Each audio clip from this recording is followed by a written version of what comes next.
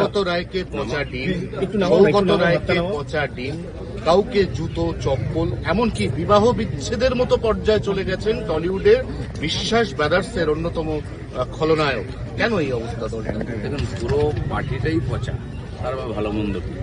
অনেকে আবার ভাগাভাগি করছেন, গুইয়ের এপিট ওপিট, যেদিকে যান গুই হচ্ছে।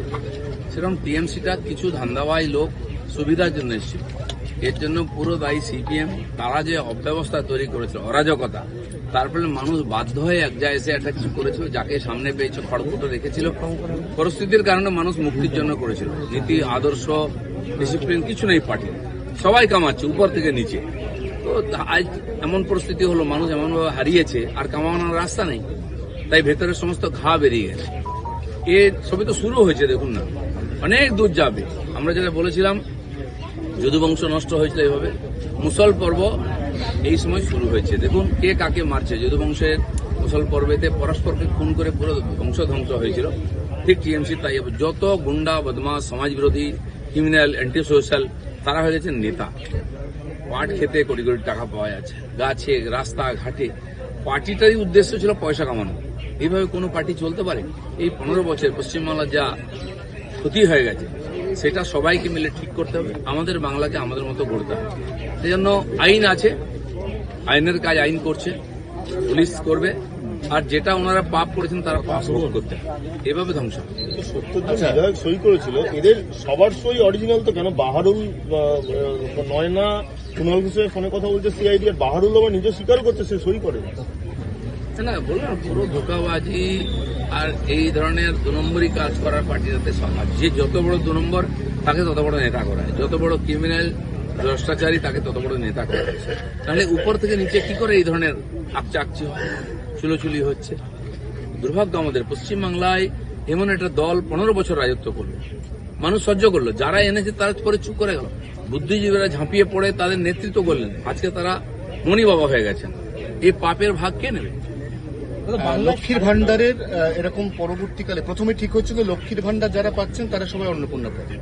পরবর্তীকালে যখন স্ক্রুটিনি রিভিউ হলো, তখন দেখা গেল 30 লক্ষ এরকম মহিলা বা পুরুষ তারা লক্ষ্মীর ভান্ডার পাচ্ছিলেন, যারা প্রত্যেকে আইদার ডিলিমিটেড অথবা তাদের প্রত্যেকের ট্রাইব্যুনালের নাম ছিল তারা অ্যাটেন্ড করেননি, অথবা তাদের সবাই সিএএ অ্যাপ্লিক্যান্ট। লক্ষ্মী ভান্ডার বা অন্নপূর্ণা যোজনার ব্যাপার না। ভারতবর্ষের কেন্দ্র রাজ্য সরকার যা যা সুবিধা দেন নাগরিকদের, সেটা পেলে প্রথম কন্ডিশন হচ্ছে তাকে ভারতের নাগরিকত্ব।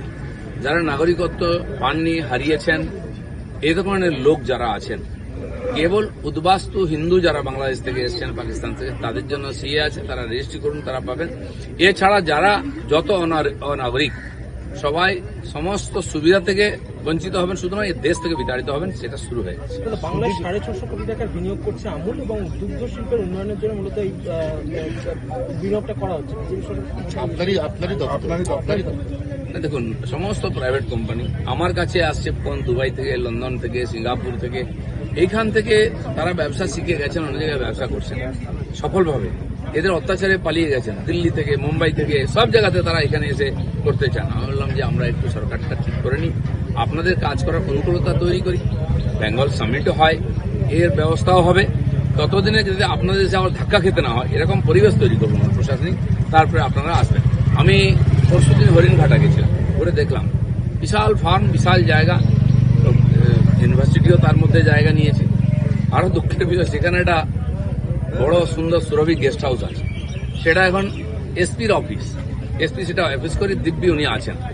তো আজ যদি মন্ত্রী ওখানে যায় থাকার জন্য, কোথায় থাকবে? তো এরকমই চলছে। রেলের বাংলোতে ওখানকার পুলিশ অফিসাররা থাকে, রাজ্য সরকার কোনো দায়িত্ব না নিয়ে সব অন্যান্য সংগঠনের কেন্দ্র সরকারের সম্পত্তি কবজা করে বসে আছে। তো হরিণঘাটায় দুরবস্থা দেখলাম, যে মাদার ডেয়ারি একসময় প্রতিদিন 6 লক্ষ লিটার দুধ তৈরি করতো, আজকে 30,000 লিটার তৈরি করে, তাও বাংলার ডেয়ারি তৈরি করা হয়েছে লুট করার জন্য।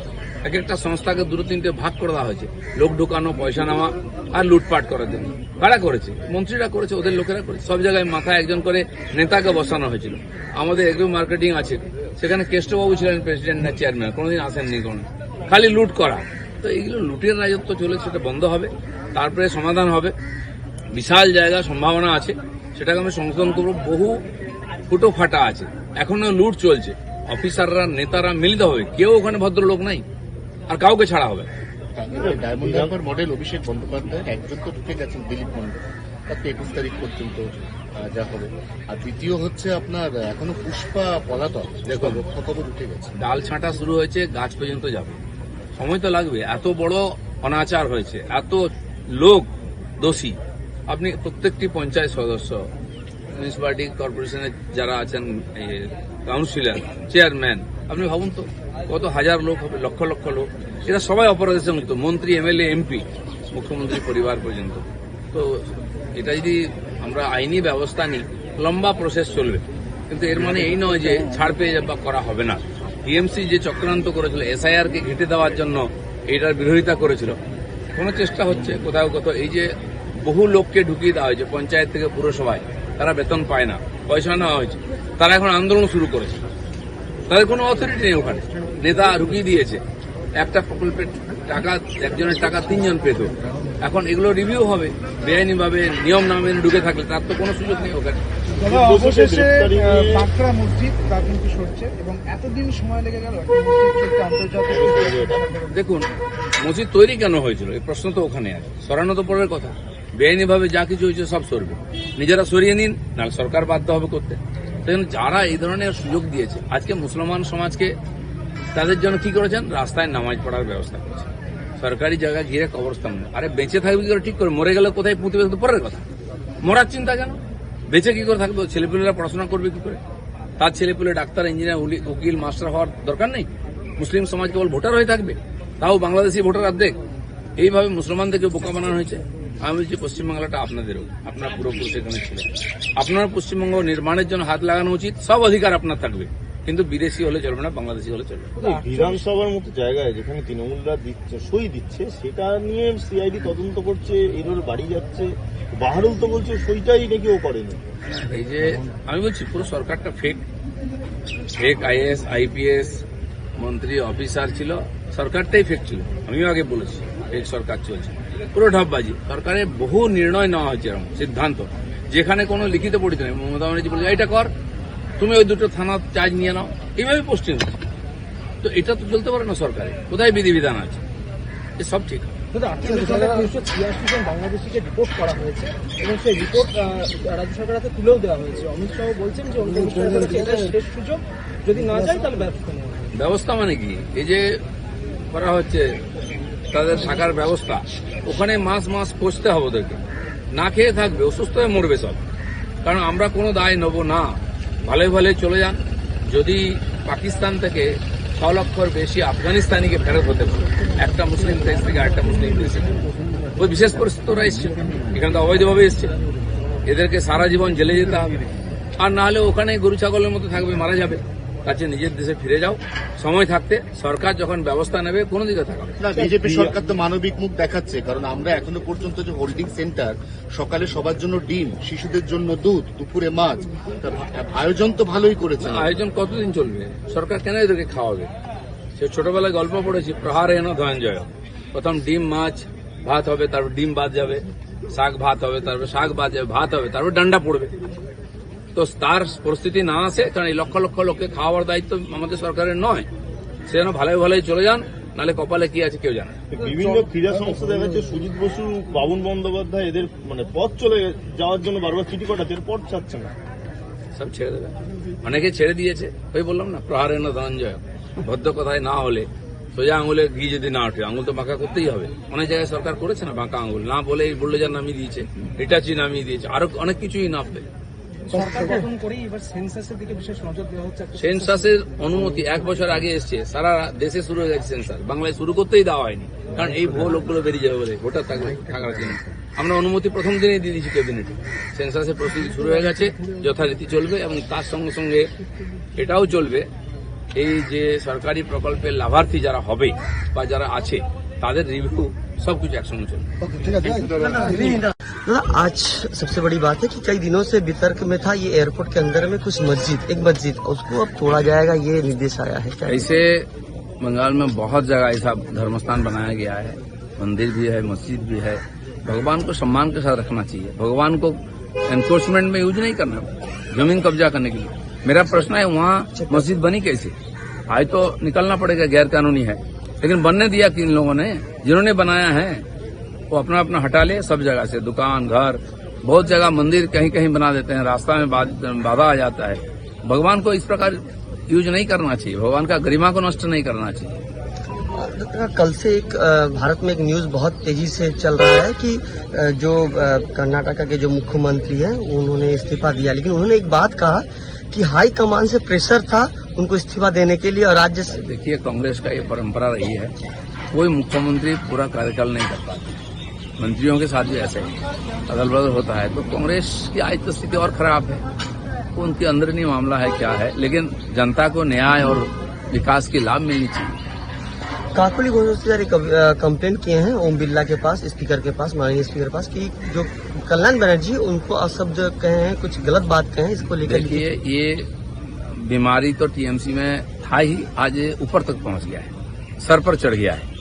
तो यदुवंशों का जो ध्वंस हुआ था ना, मुसल पर्व जो होता है, अभी मुसल पर्व शुरू हो गया है टीएमसी में। धीरे धीरे पूरा टीएमसी खत्म हो जाएगा। कुछ एंटी सोशल, कुछ सुविधा भोगी लोग, कुछ दुर्नीति जो भ्रष्टाचारी लोग, ऐसे लोग मिलकर सरकार चलाते। सबकी उद्देश्य एक ही था, कमाना, पैसा कमाना। मुख्यमंत्री, उनके परिवार से लेकर जमीन तक जो भी लोग हैं पैसा कमाने लगे हैं, और इतना कमाए हैं। किसी ने फ्लैट करके खरीद करके पैसा रखा, किसी ने जमीन पर गाड़ा, खेती पर गाड़ा। तो सोच सकते हैं कितने पैसा इनके पास है। अरे धन गरीब जनता की धन है, केंद्र सरकार का, राज्य सरकार का योजनाओं का लूटा हुआ धन है। तो जनता के पास धन आना जाना चाहिए, और जो दुरुपयोग किया है उसको कानून के सामने आना चाहिए। कल एक फुटेज सामने आया, बोला जाए हम लोग के मुख्यमंत्री शुभेंदु अधिकारी इस्कॉन मंदिर गए। वहाँ बकरीद के दिन पहली बार कोई मुख्यमंत्री इस्कॉन मंदिर में पूजा के गए। इस्कॉन के साथ तो हम लोगों का पुराना नाता है। मैं तो 10 साल 12 साल से जाता हूँ, रहता हूँ। गौशाला, हाथीशाला दर्शन करना, भगवान का दर्शन करना, कीर्तन करना। हमारे मुख्यमंत्री भी गए हैं। सरकार किस ढंग से कहाँ से चलेगा, किस रीति से, इसे उजागर होता है।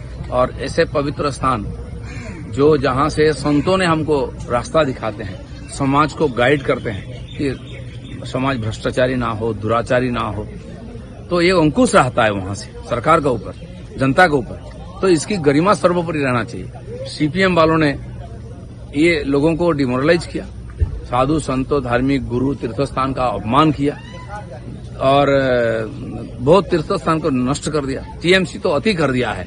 विधर्मियों को, अधर्मियों को, जो एंटी सोशल टाइप के बदमाश लोग, उनको सामने लाया और एक मंदिर बनाया थाना में हनुमान जी का, उसमें ओसी का भी योगदान था, उनको धमकी दिया गया। आज मुझे बुलाया जा रहा है मंदिर का उद्घाटन करने के लिए। इस प्रकार अनैतिक लोग राज में रहेंगे तो जैसा दुर्वस्था हुआ बंगाल का, ऐसे ही होने वाला। आखिरी प्रश्न था, जो बॉर्डर पे देखा जा रहा है दिन प्रतिदिन भीड़ हो रहे हैं, जो बांग्लादेशी हैं वो भागने और रोहिंग्या भागने की कोशिश कर रहे हैं। बांग्लादेशी, रोहिंग्या जो यहाँ के नागरिक नहीं है, अवैध रूप से घुसपैठ किए थे, उनको तो जाना पड़ेगा।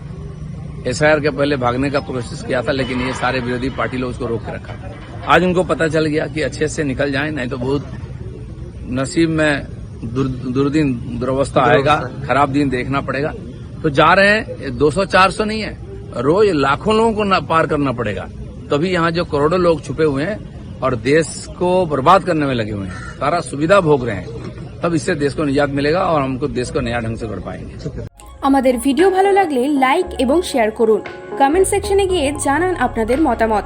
আরও ভিডিও পেতে আমাদের চ্যানেল সাবস্ক্রাইব করুন এবং প্রতি মুহূর্তে খবরের আপডেট পেতে প্রেস করুন বেল আইকন।